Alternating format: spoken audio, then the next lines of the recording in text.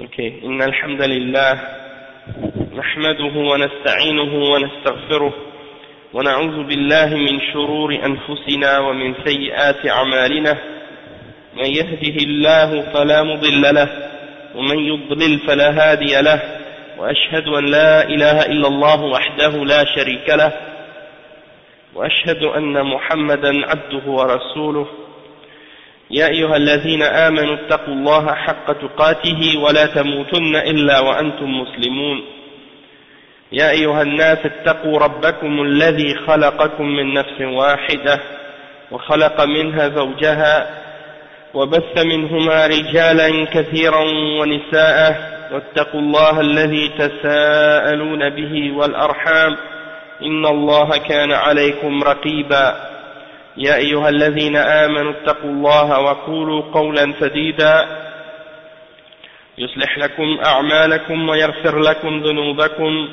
ومن يطع الله ورسوله فقد فاز فوزا عظيما أما بعد وإن خير الكلام كلام الله وخير الهدي هدي محمد صلى الله عليه وسلم وإن شر الأمور محدثاتها وكل محدثة بدعة وكل بدعة ضلالة وكل ضلالة في النار أما بعد. Donc on va commencer aujourd'hui l'explication du hadith numéro 50 dans les 40 hadiths, dans l'explication des 40 hadiths, Aujourd'hui, donc c'est le cours numéro 50 dans l'explication des 40 hadiths de l'imam al-Nawawi. Et aujourd'hui, on va expliquer le hadith numéro 42.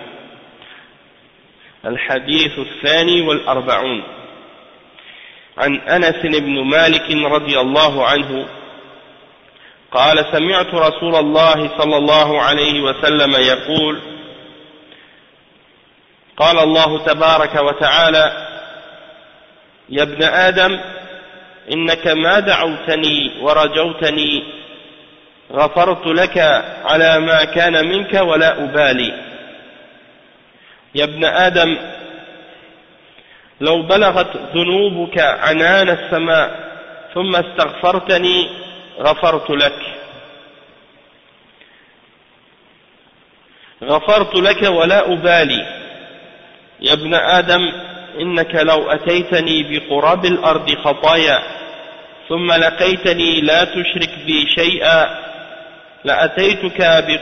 لأتيتك بقرابها مغفرة رواه الترمذي وقال حديث حسن صحيح. Donc l'imam al-Nawawi rahimahullah, il mentionne dans le hadith numéro 42, c'est un hadith rapporté selon Anas ibn Malik radiyallahu anhu. Il dit, j'ai entendu le messager d'Allah sallallahu alayhi wa sallam qui disait que Allah tabaraka wa ta'ala a dit, ô fils d'Adam, tant que tu vas m'invoquer et que tu vas avoir l'espoir en moi, je vais te pardonner ce qui arrive de ta part, et ça ne me dérange pas. Ô fils d'Adam, si tes péchés arrivaient jusqu'aux nuages qui sont dans le ciel, et que tu me demandais pardon pour ce que tu as fait, je te pardonne, et ça ne me dérange pas. Ô fils d'Adam, même si tu arrivais avec des péchés comme la quantité de la terre, tu m'arrivais avec des péchés qui étaient aussi nombreux que la grosseur de la terre entière, puis que tu me rencontrais sans avoir rien associé avec moi, je t'apporterai la quantité équivalente de pardon avec, ou je t'amènerai la quantité équivalente de pardon qui vient avec. Ça veut dire la quantité de pardon qui équivaut à la grandeur de la terre. Et ça c'est un hadith rapporté par l'imam al-Tirmidhi. C'est un hadith hasan sahih. Donc, Cheikh Al-Fawzan, il explique ce hadith. Donc c'est le hadith aujourd'hui, c'est le dernier hadith qu'on lit dans ce livre. Le Cheikh Al-Fawzan dit هذا الحديث من الأحاديث القدسية التي يرويها النبي صلى الله عليه وسلم عن ربه وفيه ثلاث جمل. Le Cheikh il dit ça fait partie des hadiths qui sont des hadiths qudsiya que le prophète Muhammad sallallahu alayhi wa sallam rapporte de son Seigneur. Et dans ce hadith qudsi, il y a 3 phrases. Voici la première phrase. Le Cheikh il explique la première phrase. الجملة الأولى أن الله جل وعلا يخاطب جميع بني آدم فيقول سبحانه يا ابن آدم إنك ما دعوتني ورجوتني غفرت لك على ما كان منك ولا أبالي. يعني من أحسن الظن بالله عز وجل وتقرب إليه بالعمل فإن الله يغفر له الذنوب والسيئات لأن الله غفور رحيم على ما كان منك. فالإنسان يكون عنده مخالفات ومعاصي ولكنه إذا أحسن الظن بالله وتاب إلى الله ولم يقنط من رحمة الله واستغفر طلب المغفرة من الله غفر الله له جميع الذنوب. Donc le cheikh explique, il dit dans la première phrase de ce hadith, Allah subhanahu wa ta'ala il s'adresse à tous les enfants d'Adam et il dit ô fils d'Adam, tant que tu vas m'invoquer et que tu vas avoir l'espoir en moi, je vais te pardonner tout ce qui vient de toi et ça ne me dérange pas. Donc c'est-à-dire que celui qui a une bonne pensée à propos d'Allah subhanahu wa ta'ala et qui se rapproche d'Allah subhanahu wa ta'ala en faisant les actions nécessaires, alors Allah subhanahu wa ta'ala va lui pardonner les péchés et les fautes qu'il fait, les péchés et les mauvaises actions qu'il fait. Parce que Allah subhanahu wa ta'ala, il est Ghafurun Rahim, il est pardonneur et miséricordieux. Donc tout ce qui vient de toi comme péché et comme désobéissance, tant que tu es sincère, tu fais les œuvres qu'il faut, tu demandes pardon à Allah subhanahu wa ta'ala pour les péchés que tu fais, Allah subhanahu wa ta'ala il te pardonne. Donc un individu, un être humain, c'est normal qu'il va faire des choses qui sont en contradiction avec les ordres d'Allah subhanahu wa ta'ala et qu'il va avoir des péchés, qu'il va commettre des péchés. Ça, c'est certain. C'est certain qu'il va commettre des péchés et qu'il va faire des choses contraires à l'islam. Mais, si il a une bonne pensée à propos d'Allah subhanahu wa ta'ala, il pense du bien d'Allah subhanahu wa ta'ala, et qu'il se repent à Allah subhanahu wa ta'ala pour le péché qu'il a commis, et qu'il ne perd pas l'espoir en la miséricorde d'Allah subhanahu wa ta'ala, et qu'il demande pardon, c'est-à-dire qu'il recherche d'Allah subhanahu wa ta'ala le pardon pour ses péchés, il demande à Allah subhanahu wa ta'ala le pardon pour ce qu'il a fait, Allah subhanahu wa ta'ala va lui pardonner tous les péchés. Allah subhanahu wa ta'ala va lui pardonner tous les péchés sans exception. Allah subhanahu wa ta'ala il dit dans Surat Az-Zumar, le verset 53, قل يا عبادي الذين أسرفوا على أنفسهم لا تقنطوا من رحمة الله إن الله يغفر الذنوب جميعا. هذا فيه حث للإنسان على أن يتوب إلى الله ولو عظمت ذنوبه ولا يقول هذا ذنب لا يغفره الله بل الله تبارك وتعالى يغفر جميع الذنوب فيتوب إلى الله عز وجل ويبادر والله سبحانه غني كريم لا يضره شيء ولا ينقص من ملكه أو مما عنده شيء ففيه حسن الظن بالله وتعلق القلب بالله وعدم القنوط من رحمة الله. Donc, le cheikh il explique ici, il dit, dans ce verset, dans Surat al-Zumar, le verset 53, dis ô Muhammad à mes serviteurs, qul, c'est-à-dire que Allah subhanahu wa ta'ala, il ordonne au prophète Muhammad sallallahu alayhi wa sallam de s'adresser à tout le monde, à tous les êtres, à tous les hommes, tous les serviteurs d'Allah subhanahu wa ta'ala. Il dit ô Muhammad aux gens, ô mon serviteur, qui a transgressé ou qui a dépassé les limites contre lui-même, qui s'est fait du tort à lui-même, ne perd pas l'espoir en la miséricorde d'Allah. Allah pardonne, certes, tous les péchés. Inna Allah yaghfiru dhunuba jami'a. Allah subhanahu wa ta'ala pardonne tous les péchés. Donc, dans ce verset-là, il y a une incitation pour que l'homme se repente à Allah subhanahu wa ta'ala. Même si les péchés qu'il a commis sont très, très grands. Même si les péchés qu'il a commis sont énormes. Donc, une personne qui a commis un péché, elle ne doit pas dire « Ah, ce péché-là, ça y est, c'est fini ». C'est-à-dire, quelqu'un ne doit pas dire ou penser que ce péché-là est tellement grand, Allah ne peut pas me le pardonner. Non, Allah subhanahu wa ta'ala, il pardonne tous les péchés à celui qui se repent. Même le shirk, celui qui demande pardon et qui se repent d'avoir commis le shirk, et le kufr, Allah subhanahu wa ta'ala va lui pardonner le shirk et le kufr. D'accord? Donc celui qui demande pardon et qui s'est repenti, Allah subhanahu wa ta'ala va lui pardonner. Wa alaykum salam wa rahmatullahi wa barakatuh. Allah subhanahu wa ta'ala va lui pardonner tous les péchés sans exception. Donc quelqu'un ne doit pas se dire « Ah non, ce péché-là, Allah ne va pas le pardonner ». Au contraire même, il doit se précipiter et se dépêcher à demander pardon à Allah subhanahu wa ta'ala.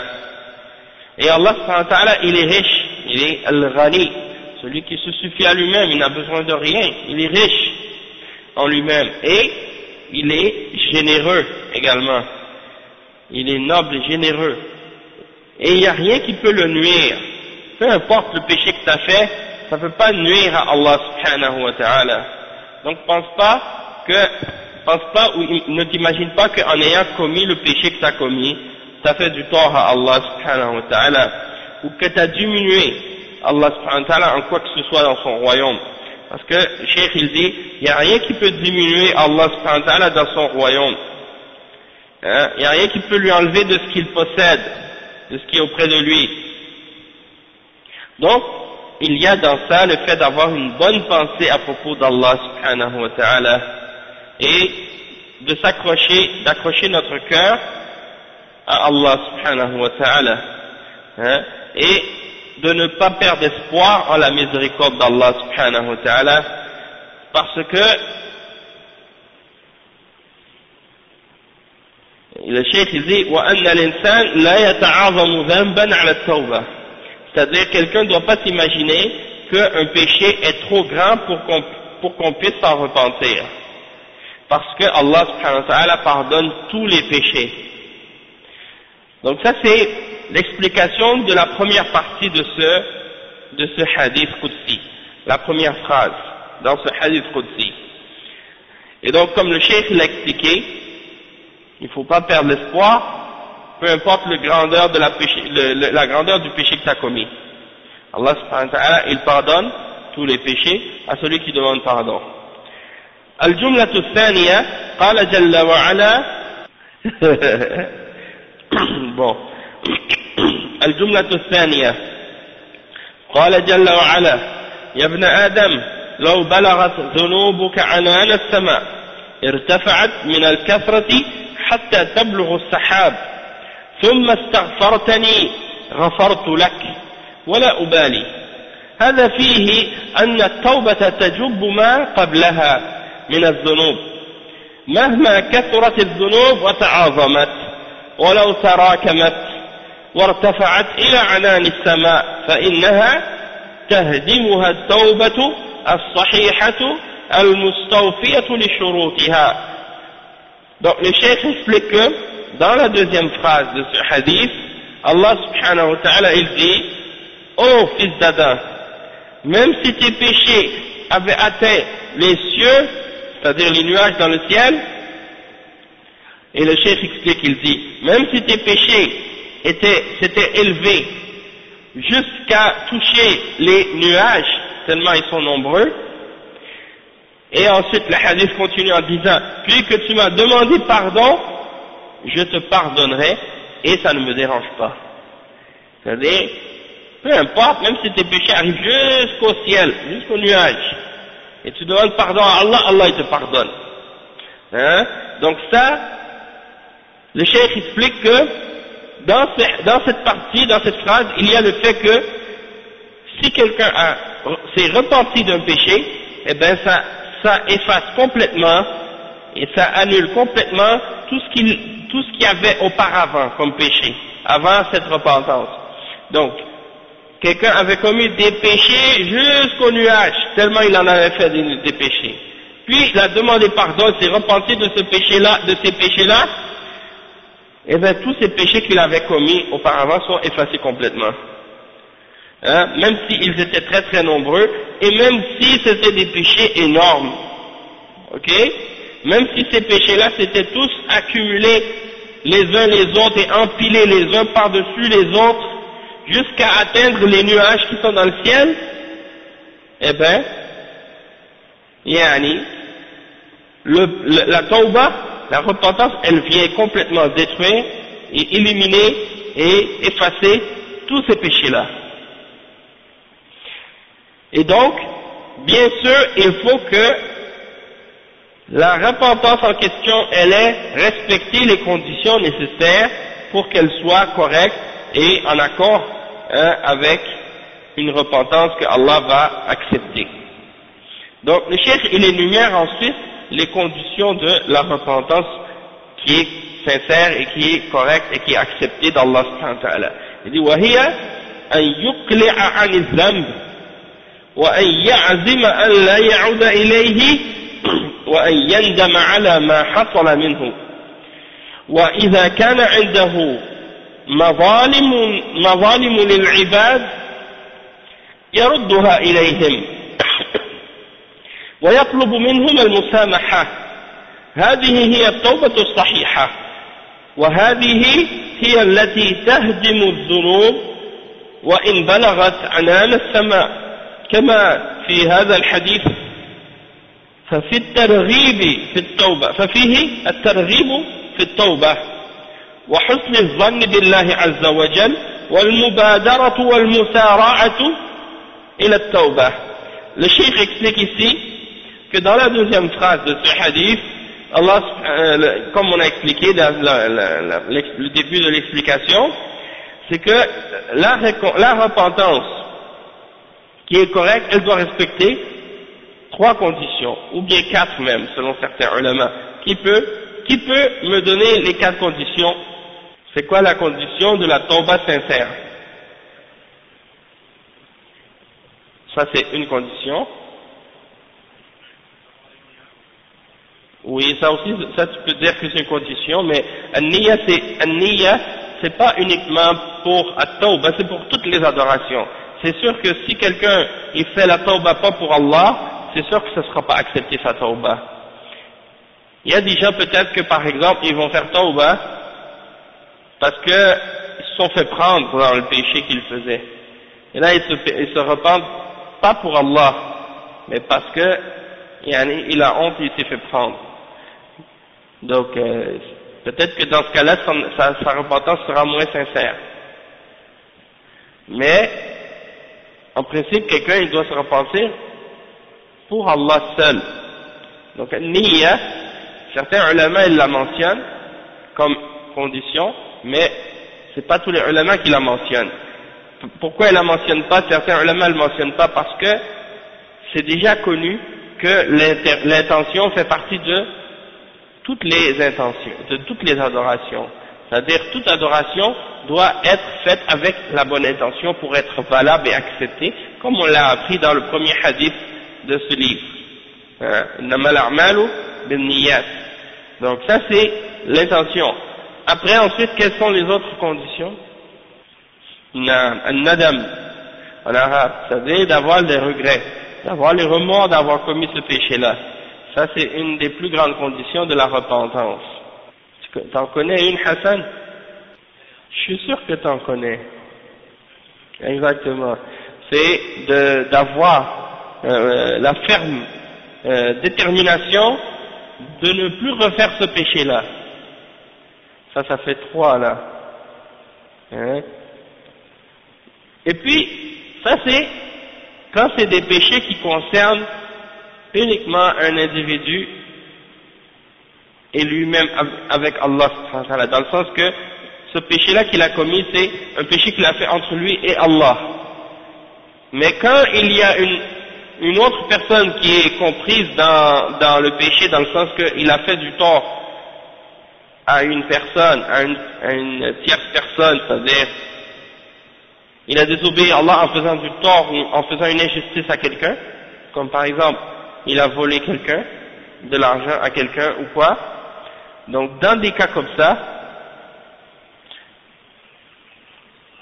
c'est ça, il doit réparer la faute qu'il a commise envers cette personne.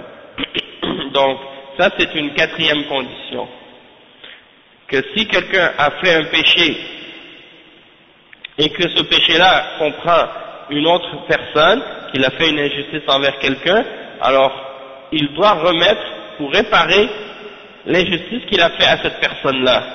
Et ça c'est une condition pour la repentance. Et barakallahu fik. Donc le frère il mentionne une bonne question, c'est quand est-ce qu'il faut faire une tauba en public.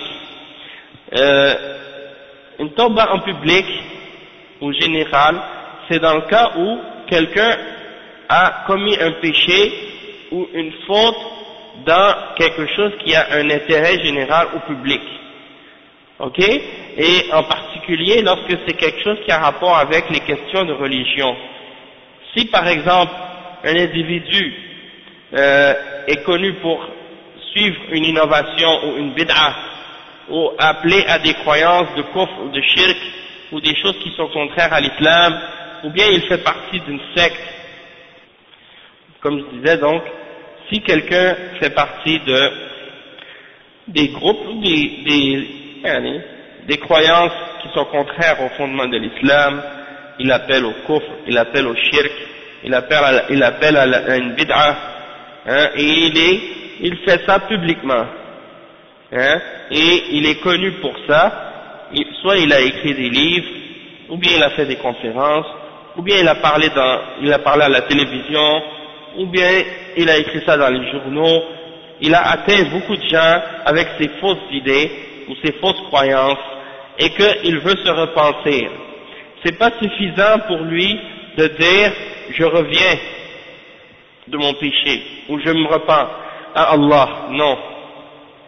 Il doit corriger ce qu'il a fait comme injustice et comme péché et comme propagation de l'égarement ou de fausses croyances, et il doit clarifier la vérité et réfuter qu'est-ce qu'il a fait de mal, corriger tout ce qu'il a fait de corruption et de désordre et de mal auparavant, pour que sa repentance soit valable.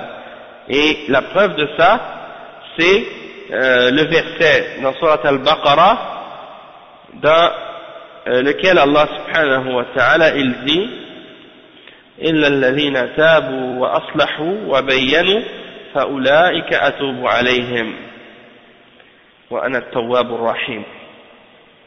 Parce que ça c'est un point que beaucoup de gens ne comprennent pas, ou bien ils négligent ça parce que ils ont pensé que ça rentrait dans les mêmes conditions que la repentance ordinaire pour les autres péchés. En fait, c'est pas un péché, simple péché, comme je te dis, c'est quelqu'un qui est en train d'appeler à l'égarement ou à faire quelque chose qui est comme une bid'a ou des choses de ce genre. Il invite les gens à ça, il fait partie d'une secte ou des choses de ce genre. Donc, c'est dans le verset 160 dans Surat Al-Baqarah. Verset 160 dans Surat Al-Baqarah, Allah subhanahu wa ta'ala, il met comme condition pour la repentance de ces gens-là: إِلَّا الَّذِينَ تَابُوا وَأَصْلَحُوا وَبَيَّنُوا فَأُولَٰئِكَ أَتُوبُ عَلَيْهِمْ وَأَنَا التَّوَّابُ الرَّحِيمُ. C'est-à-dire, excepté ceux qui se sont repentis et qui ont réformé, qui ont corrigé, c'est-à-dire aslahu, c'est-à-dire ils ont corrigé, ils ont réparé le tort qu'ils avaient fait, wa bayyanu, qui ont clarifié le mal qu'ils faisaient, fa ulaika atubu alayhim wa ana at-tawwab ar-rahim. Il y a des exemples dans des gens qui, parmi des gens de bid'a qui faisaient partie des sectes, des groupes, des gamins qui se sont repentis, qui sont revenus à la sunna par la suite. Et lorsqu'ils se sont repentis, ils ne se sont pas uniquement limités à juste dire, par exemple, moi je me repens, ça y est, je reviens de cette bid'a ou de cette secte ou de ce groupe. En plus de ça, ils ont clarifié en écrivant des livres, pour montrer qu'ils sont réellement et sincèrement revenus de la bid'a qu'ils suivaient auparavant. Donc, par exemple, l'imam Abu al-Hassan al-Ash'ari, il faisait partie des Mu'tazila, puis il s'est repenti. Puis après, il a adopté une voie qui était la voie des gens de Kalam. Il suivait Ibn Kullab. Donc il a suivi Ibn Kullab pendant un certain nombre de temps, parce que c'est tout ce qu'il connaissait à cette époque. Et la méthode des Mu'tazila, comme on le sait, c'est de nier les attributs d'Allah. Donc, quand il était Mu'tazili, il niait les attributs d'Allah. Ensuite, il s'est repenti de la voie des Mu'tazila, il a adopté la voie d'Ibn Kullab, il affirmait quelques attributs, puis il niait le reste. Donc ça, c'est la voie des gens de bid'a parmi les mutakallimin. Mais il croyait que c'était la bonne voie, il ne connaissait rien d'autre que cette voie-là pour opposer les Mu'tazila à l'époque. Et par la suite, à la fin, il a rencontré des ulama parmi les ulama d'Ahl Sunnah qui l'ont aidé à comprendre et qui lui ont enseigné les principes du hadith et d'autres principes de l'aqid d'Ahl Sunnah, et puis il s'est complètement repenti à la fin de sa vie. Il a affirmé tous les attributs d'Allah subhanahu wa ta'ala, puis il a écrit des livres pour clarifier sa dernière position, comme par exemple Al-Ibana fi Usul al-Diyana et son autre livre qu'il a écrit, Maqalat al-Islamiyyin. Donc dans ces livres-là, il a clarifié sa position et sa aqidah, il s'est repenti et il a réfuté les croyances qu'il avait auparavant. Donc ça, c'est des exemples de personnes qui ont fait ça. Il y a d'autres exemples aussi de gens qui faisaient partie des groupes de bid'a, soit ils étaient dans les sectes des Rafida, Shia, et quand ils se sont repentis et qu'ils sont revenus à la Sunna, ils ont écrit des livres pour réfuter les Rafida et pour montrer leur mécréance et leur égarement, pour montrer en même temps leur sincérité. La même chose, par exemple, pour des individus qui faisaient partie de groupes de mécréance, et d'autres tendances aussi, comme des gens qui faisaient partie des sectes de Batiniya ou d'autres groupes de ce genre. Et aussi des gens qui faisaient partie des sectes comme des groupes de Soufiya, comme par exemple Cheikh Taqiyuddin al-Hilali du Maroc, il faisait partie des Tijaniya, il était dans la tariqa Tijaniya, et Taqiyuddin al-Hilali. Et quand il a accepté la Sunna et qu'il s'est repenti de cette secte, il a écrit un livre pour réfuter toutes les fausses croyances des Tijaniya et pour montrer leur mécréance et leur égarement. Donc ça, c'est des exemples qu'on donne au sujet des gens qui se repentent des croyances et des égarements qu'ils suivaient auparavant. Et la même chose pour des gens, par exemple, qui faisaient partie des groupes, c'est pas des religions nécessairement, mais c'est des groupes de koufr qui enseignent le koufr ou qui suivent des idéologies contraires à l'islam, comme par exemple que ce soit des laïcs ou bien des gens qui sont communistes, ou bien des gens qui étaient francs-maçons et qui sont revenus à l'islam, qui se sont repentis, c'est quelque chose de bien de leur part. Ça c'est s'ils faisaient partie des musulmans, puis c'est-à-dire c'est des gens qui se disaient musulmans, puis qui suivaient ces fausses croyances-là en prétendant être musulmans, et qu'ils invitaient à ces croyances-là, qu'ils faisaient la da'wa à ces idées-là.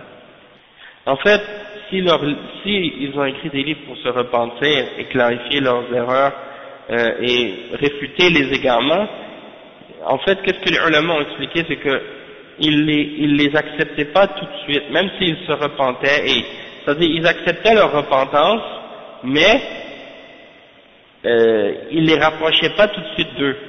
Ils les laissaient pas tout de suite se rapprocher complètement, puis ils leur faisaient pas confiance tout de suite du premier coup. Hein? Ils leur donnaient toujours une certaine écart pour les mettre à l'épreuve et aussi pour voir est-ce qu'ils étaient sincères. D'accord? Donc ça c'est dans le but de faire attention, parce que c'est des gens qui étaient récemment dans l'égarement puis qui sont revenus à la droiture et au droit chemin. Non, des fois c'est comme ça, des fois c'est après leur mort, ou des fois même c'est durant leur vie, mais wa alaykoum salam wa rahmatullah, mais après qu'on ait vu que de leur part qu'ils ont vraiment et réellement et sincèrement changé. Donc ça c'est un point très important, ok? Donc les 4 conditions de la repentance telles que les chefs les a énumérées, comme vous les avez mentionnées vous-même. La première c'est de s'écarter complètement de ce péché-là, de cesser de le faire. Ça c'est la première condition que le chef il mentionne. C'est normal que si quelqu'un veut se repentir et qu'il continue à commettre le péché, eh ben c'est pas sincère comme repentance. Deuxième condition, c'est qu'il a la ferme intention au moment de la repentance de ne plus jamais le refaire. C'est-à-dire que dans son cœur, il pense pas à dire bon je vais le refaire demain, parce que s'il dit dans son cœur, il pense encore à le refaire demain ou après-demain ou plus tard, ben là c'est le signe qu'il n'est pas encore sincère dans sa repentance. Une des conditions c'est qu'il est fermement déterminé à plus jamais le refaire. Il dit ça y est, je le ferai plus jamais ce péché-là. Et la troisième condition, qui est une des plus importantes dans la repentance, c'est que la personne, elle trouve en elle-même un remords de ce qu'elle a fait. Elle a des regrets d'avoir fait ce péché-là.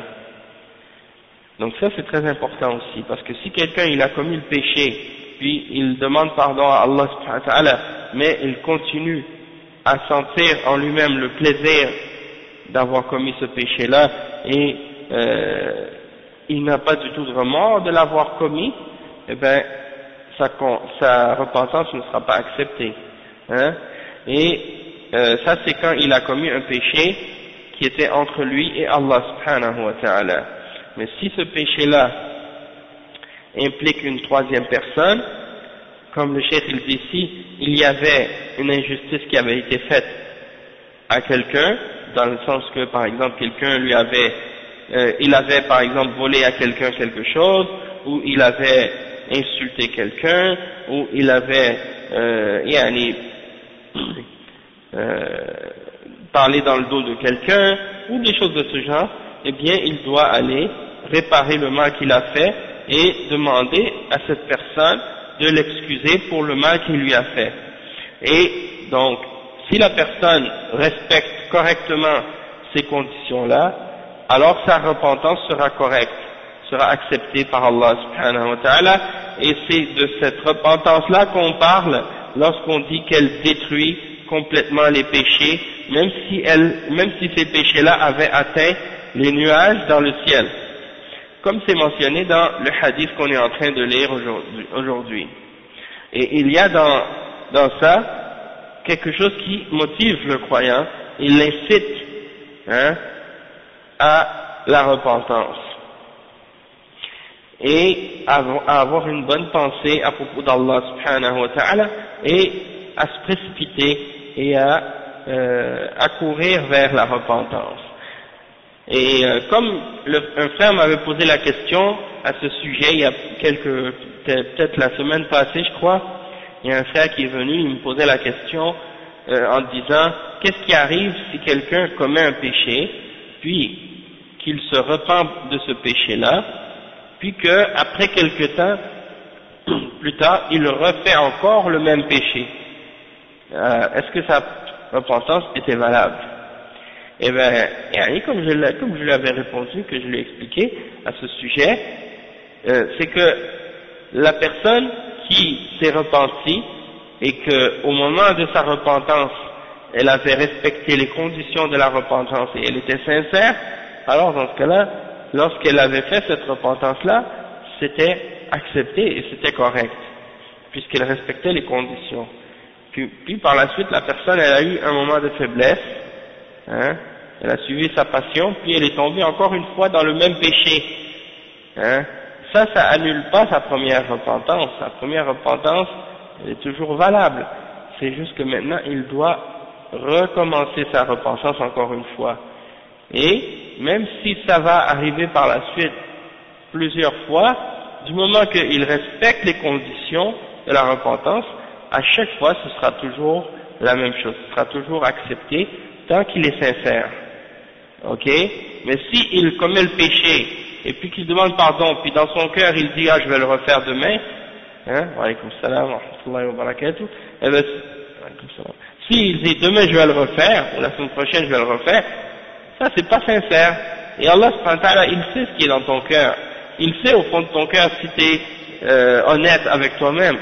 Et si tu es honnête avec Allah subhanahu wa ta'ala, tu dis, je vais faire le péché encore une fois, même si je me repens. Allah, il le sait. Donc, c'est à toi que tu mens. C'est pas à Allah subhanahu wa ta'ala. Déjà, Allah subhanahu wa ta'ala, il le savait avant même d'avoir créé les cieux et la terre, est-ce que tu vas le refaire ou non? Tu peux pas tromper Allah, tu peux pas lui jouer des tours. Et non seulement il le savait, il l'avait écrit aussi. Hein? Allah subhanahu wa ta'ala, il a écrit que tu allais commettre ce péché-là, et que tu allais t'en repentir, et que tu allais le refaire, et que tu allais essayer de te repentir, mais que tu respecterais pas les conditions. Déjà, Allah subhanahu wa ta'ala, il savait ça, et il l'avait écrit. Hein? Et non seulement ça, mais il l'a voulu. Hein? Et c'est lui qui l'a créé. Tout ce que tu fais, c'est lui qui l'a créé. Donc, tout ça, c'est pour nous faire comprendre que nous, en tant que croyants, on croit en la prédestination, on croit en tout ce qui a été prédestiné par Allah subhanahu wa ta'ala, et puis, si Allah subhanahu wa ta'ala nous avait prédestiné un péché quelconque, une fois qu'on l'a commis, on doit se repentir. Et c'est ça qui est obligatoire pour nous de faire à partir de ce moment-là. Donc ça, c'est en ce qui concerne les conditions de la repentance, et ça là, c'est très important pour nous. Surtout dans un endroit dans lequel... Les péchés, c'est partout, hein. Il n'y a pas un endroit où quelqu'un va aller vivre, même si on fait la hijra dans un pays musulman où il y a l'obéissance d'Allah et où il y a plus de piété et il y a moins de péchés, il y aura toujours des péchés quand même. Donc peu importe où on est, c'est sûr qu'il faut toujours se repentir. Hein? Toujours. Et il y a un livre que je lisais une fois de Ibn Taymiyyah rahimahullah qui parle de l'istighfar et tout ça. Subhanallah, et il y a des degrés même de repentance qu'il mentionnait dans ce livre-là. C'est encore plus grave, encore plus spécifique, plus précis. Ibn Taymiyyah, si je me souviens bien, il y a un passage que j'avais lu, il parlait de se repentir d'avoir abandonné des choses recommandées, ou de ne pas avoir fait des choses recommandées. Subhanallah. Alors que c'est même pas un péché, hein. Mais, donc c'est un exemple de paroles ou de citations que tu lis dans certains livres comme ça, comme Ibn Taymiyyah, il le mentionne parfois. Il y a des degrés encore plus spécifiques dans ces questions de repentance aussi. Hein. Mais ça, c'est les règles de base là qu'on est en train d'expliquer pour que tout musulman puisse Inch'Allah, rencontrer Allah alors qu'Allah est satisfait de lui. Donc ça c'est la deuxième phrase dans le hadith. La troisième phrase dans le hadith, le cheikh dit al-jumla al-thalitha wa hiya a'zam wa a'zam qala subhanahu ya ibn adam innaka law ataytani biqurab al-ardi khataya thumma laqitani la tushriku bi shay'an la ataytuka biqurabiha maghfirah wal qurab ma'nahu الملء لو أتيتني بقراب الأرض يعني ملء الأرض الواسعة فلو ملأتها كلها خطايا ولكنك سلمت من الشرك بالله عز وجل فإنك لا تيأس من مغفرة الله لك وهذا كما في قوله تعالى إن الله لا يغفر أن يشرك به ويغفر ما دون ذلك لمن يشاء فالذنوب التي دون الشرك هي تحت مشيئة الله إن شاء عذب صاحبها ثم أخرج من النار وأدخل الجنة وإن شاء عفى عنه من أول وهلة ولم يدخل النار. Le cheikh explique la troisième phrase et il dit dans cette troisième phrase, ça c'est encore plus grand encore que qu'est-ce qui a été mentionné dans les deux premières par rapport au pardon d'Allah subhanahu wa ta'ala. Allah subhanahu wa ta'ala dit dans ce hadith, dans cette troisième phrase, ô fils d'Adam, même si tu venais à moi avec des péchés équivalents à la grandeur de la terre entière, hein, même si tu avais des péchés qui sont plus grands que la terre entière et que tu me rencontres, hein, tu viens à moi sans avoir rien associé avec moi, alors je te donnerai l'équivalent en pardon. Je te donnerai la même quantité, c'est-à-dire la quantité de la terre entière en pardon. Alors, le cheikh explique, il dit, al-qurab, le mot qui est utilisé dans le hadith quand Allah subhanahu wa ta'ala dit bi qurab al-ard. Qurab al-ard, ça veut dire la terre remplie. Donc si tu venais avec une quantité de péché équivalente à la terre entière remplie de péchés, hein, donc toute la vaste, hein, terre entière, tu l'avais remplie de péchés au complet, mais que tu étais exempt de toute forme de shirk, tu n'avais rien associé du tout avec Allah subhanahu wa ta'ala, et que tu viens à Allah subhanahu wa ta'ala,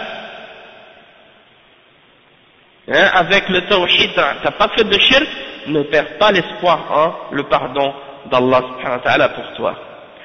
Le cheikh il dit, comme Allah subhanahu wa ta'ala dit dans le verset 48 dans Surah An-Nisa, Allah ne pardonne pas qu'on commette le shirk avec lui, et qu'on lui associe quoi que ce soit dans l'adoration, mais il pardonne tout autre péché à qui il veut. Tout autre péché qui est moins grave ou en dessous du shirk, Allah le pardonne à qui il veut.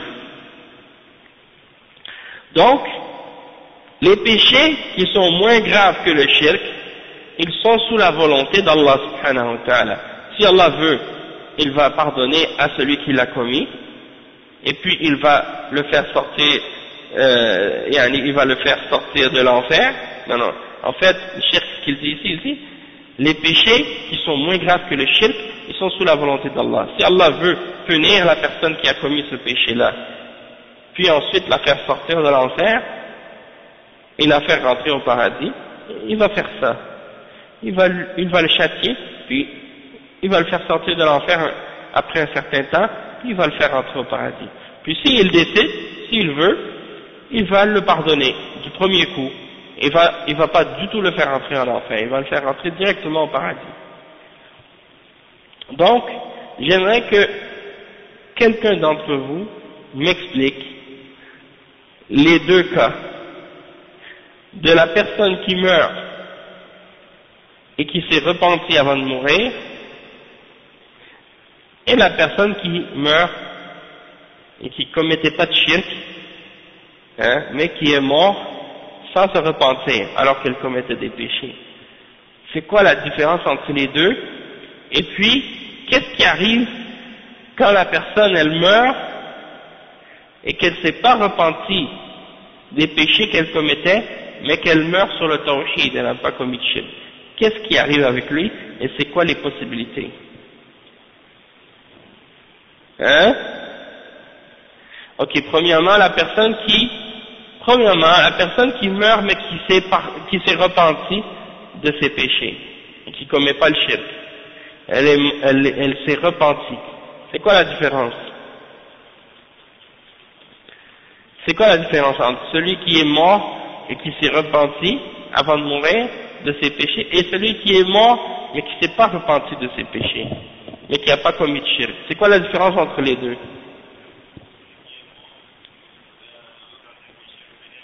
Exactement, non. Donc c'est ça. Oh mon serviteur qui a fait du tort à lui-même, ne perdez pas l'espoir en la miséricorde d'Allah. Ça c'est le verset, dans Surat al-Zumar, le verset 53. Donc ça c'est celui qui meurt et qui s'est repenti. Al-Zumar. Hein? Lui, il est mort et il s'est repenti à Allah subhanahu wa ta'ala. Allah lui pardonnera ses péchés. Alaykoum salam wa rahmatullah. Même s'il avait commis le shirk, il s'est repenti avant de mourir du shirk, il rentre au paradis, Inch'Allah.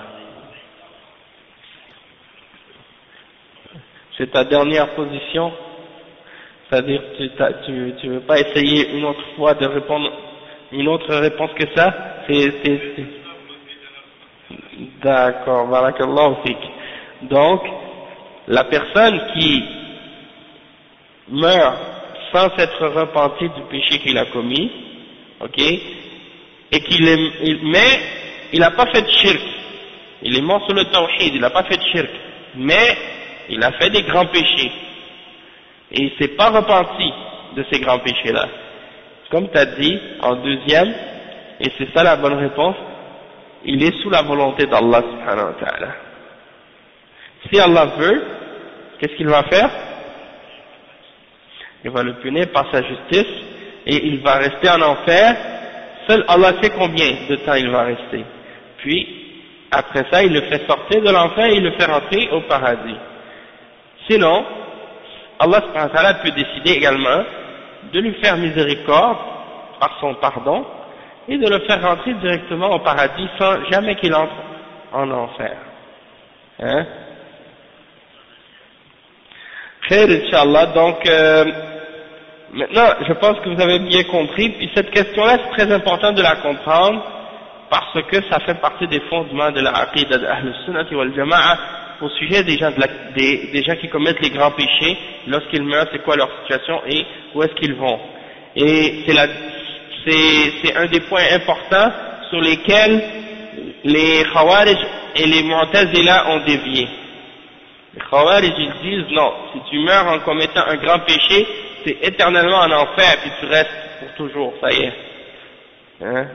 Tu vas pas jamais sortir de l'enfer si tu es rentré, et puis quand tu es mort, quand tu as commis un grand péché, tu es kafir, tu sors de l'islam. Ça c'est les Khawarij. Les Mu'tazila, eux, quand tu fais un grand péché, ils disent non, c'est ni kafir ni mu'min. C'est entre les deux dans cette dunya.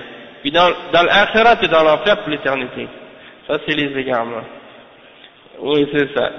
Donc ça c'est les Mu'tazila, et bien entendu, c'est en opposition, cette parole, c'est en opposition avec les preuves du Coran et de la Sunna à ce sujet-là. Donc ça c'est qu'est-ce qu'on a expliqué à ce sujet. Ensuite, Cheikh Al-Fawzan il dit فدل هذا على خطر الشرك والعياذ بالله وأن الشرك لا يصح معه عمل ولا يطمع صاحبه بمغفرة الله ما لم يتب منه فمن مات على الشرك فإن الله لا يغفر له ومن مات على التوحيد ولو كان عاصيا وفاسقا ومرتكبا لكبائر دون الشرك وفيه سعة رحمة الله وعفوه وأنه إنما يكون لأهل الإيمان وأهل التوحيد لأتيتك بقربها مغفرة مغفرة تملأ الأرض مثل ما تملأها الذنوب ومغفرة الله أوسع. قال تعالى إن ربك واسع المغفرة لا يتعظمها شيء من الذنوب. Donc le cheikh explique, il dit que ça c'est la preuve du danger du shirk, wal'iyaz billah, hein, et que le shirk, une fois que quelqu'un a commis du shirk, hein, avec Allah subhanahu wa ta'ala, ou du kufr, aucune action ne sera acceptée, aucune action ne sera valable avec le shirk. Une fois que tu as commis le shirk, aucune de tes actions ne sera acceptée ou n'aura de valeur pour Allah subhanahu wa ta'ala. Et celui qui est sur le shirk, il ne peut pas espérer en le pardon d'Allah subhanahu wa ta'ala jusqu'à ce qu'il se repente de ce shirk.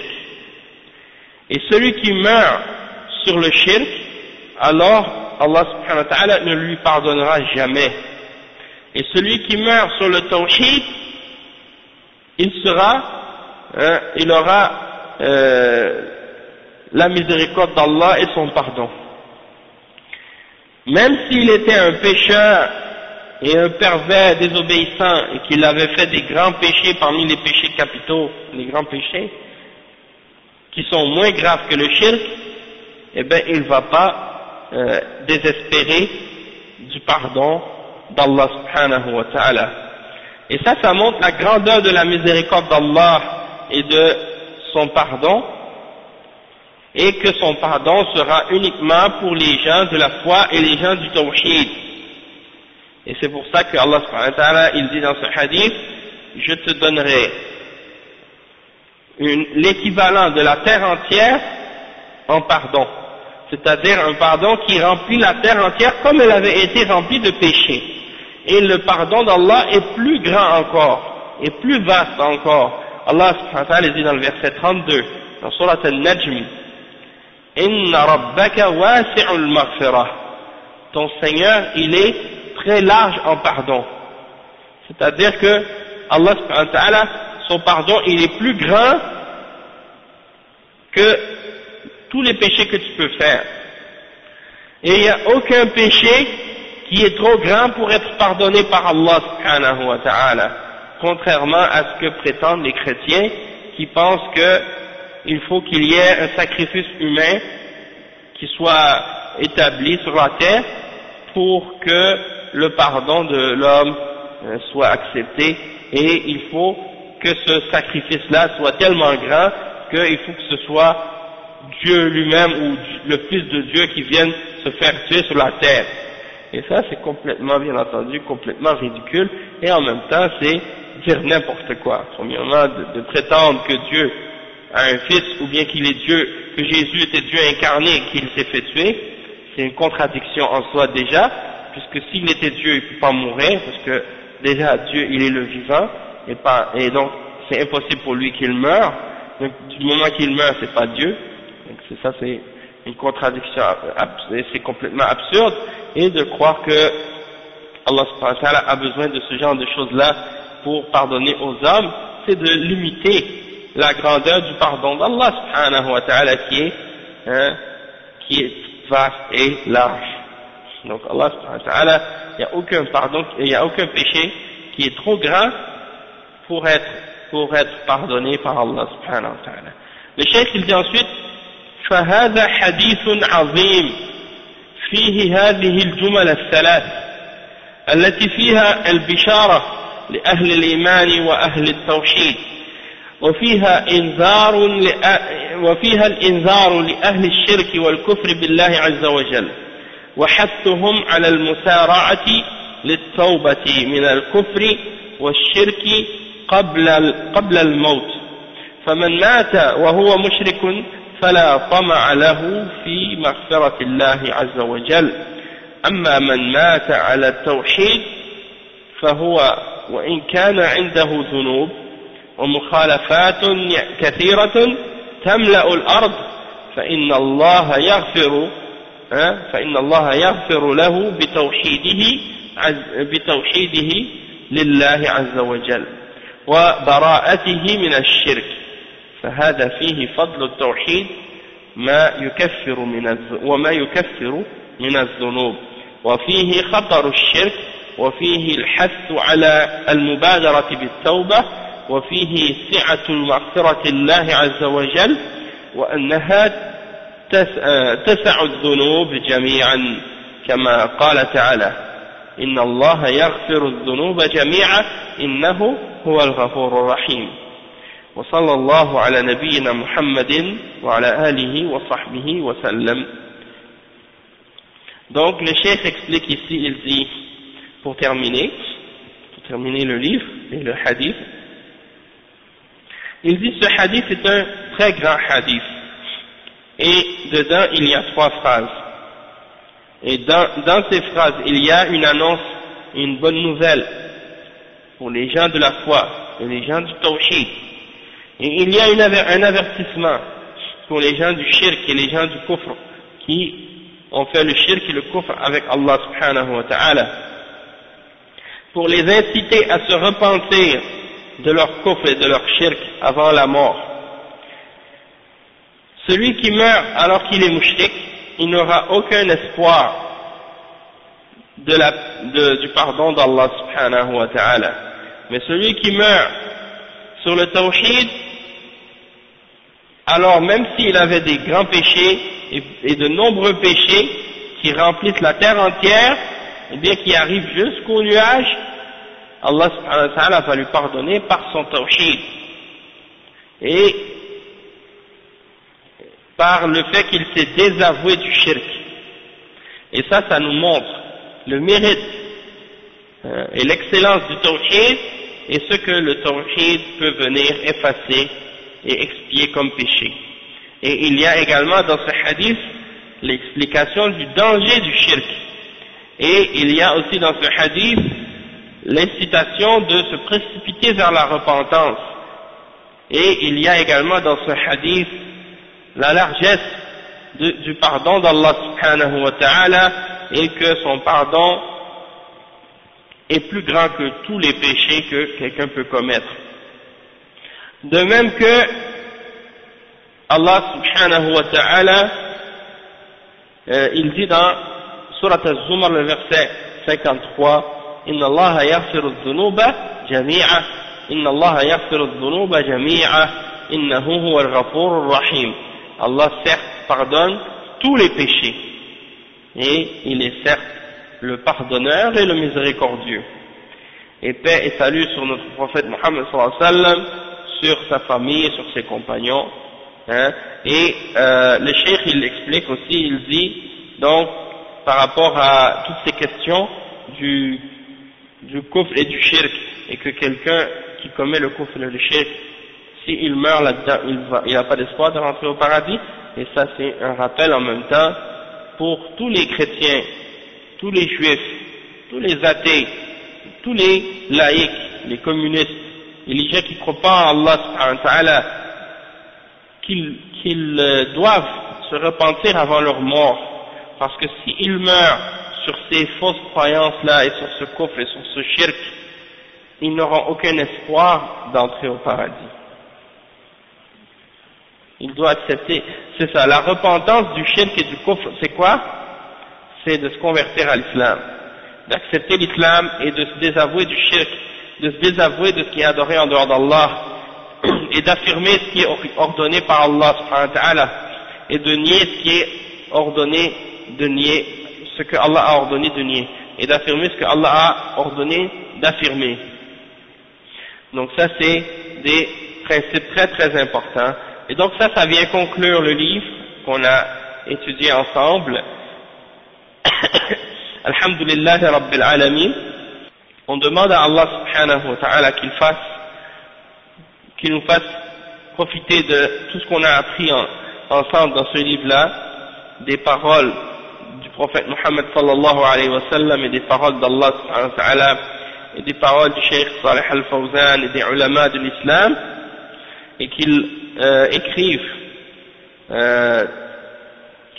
dans le livre des hasanat du Cheikh al-Fawzan toutes les bonnes œuvres et toutes les bonnes paroles qu'il a expliquées, et qu'il le mette dans sa balance au jour de la résurrection et qu'il le fasse, qu'il lui donne, que Allah subhanahu wa ta'ala donne à ce cheikh une longue vie dans la défense du Coran et de la Sunna et du manhaj des salaf al-salih, qu'il l'augmente en force, en foi et en sincérité, et qu'il nous permette de nous rapprocher de lui dans cette dunya par le fait qu'on puisse aller le retrouver et étudier avec lui, hein, profiter de sa science, Inch'Allah, si c'est possible. Parce que déjà d'être proche des hommes de science, c'est un bon signe pour un croyant. Et parmi les signes que, comme les ulama ont expliqué, parmi les conséquences des péchés, c'est que les gens sont coupés de la science et des hommes de science. Donc Allah subhanahu wa ta'ala nous préserve de ces conséquences, de ces mauvaises conséquences de nos péchés. Et donc on demande à Allah subhanahu wa ta'ala de donner au cheikh, pour terminer, Jannat al-Firdaus al-A'la, de le ressusciter avec les prophètes et les siddiqin, les shuhada et les salihin. Et également on demande à Allah subhanahu wa ta'ala d'augmenter notre compréhension de l'islam et de faire en sorte que on applique la connaissance qu'on a appris, qu'on le mette en application et qu'on invite les gens à appliquer également et à apprendre cette science, qu'on soit des gens qui invitent à la religion d'Allah avec la sagesse, la bonne exhortation. Et donc, Inch'Allah, il faut comprendre que ça c'est un petit résumé comme sharh. Il y a des explications ou des commentaires de ce livre qui sont plus approfondis encore. Donc ça c'est juste pour si on veut, comme les débutants. Il y a d'autres shuruh plus avancés, plus compliqués. Donc je vous incite à faire des efforts pour le mémoriser, ces hadiths, pour bien les apprendre et les comprendre comme il faut. Et puis aussi, plus tard, par la suite, si vous avez plus de compréhension et de motivation, de lire d'autres shuruh, comme le sharh du Cheikh Ibn Uthaymin, le sharh du Cheikh Salih al-Sheikh, le sharh de l'imam Ibn Rajab al-Hanbali, qui est un des meilleurs, sinon le meilleur sharh de ces hadiths-là. Et il a rajouté encore 8 hadiths à la suite de ceux-là. Donc, si vous êtes motivé, allez-y, faites des efforts, essayez d'apprendre l'arabe aussi, c'est très important, si vous pouvez. Et soyez assidus au Durus, parce que demain, Inch'Allah, on commence un nouveau livre. Inch'Allah, c'est Masail al-Jahiliya, de l'imam Muhammad ibn Abdul Wahhab, avec le sharh de Cheikh Salih al-Fawzan. Hein? On l'a jamais fait. Et on a commencé, je l'ai commencé en France, on est arrivé au cours numéro 11. Et on a fait quelques points jusqu'à maintenant. Donc qu'est-ce qu'on va faire? On va continuer. Qu'est-ce qu'on a déjà commencé? Et de toute façon, c'est un livre qui est très clair, très simple. Même si on commence en plein milieu, vous allez pouvoir suivre tout ce que vous avez manqué, ça ne va pas vous enlever la compréhension, Inch'Allah. Puis je vous incite en même temps de télécharger les cours qui ont déjà été faits, les 11 premiers cours en France qu'on a fait, et de les écouter. Comme ça, vous allez être capable de savoir tout ce que vous avez manqué auparavant. Masail al-Jahiliya.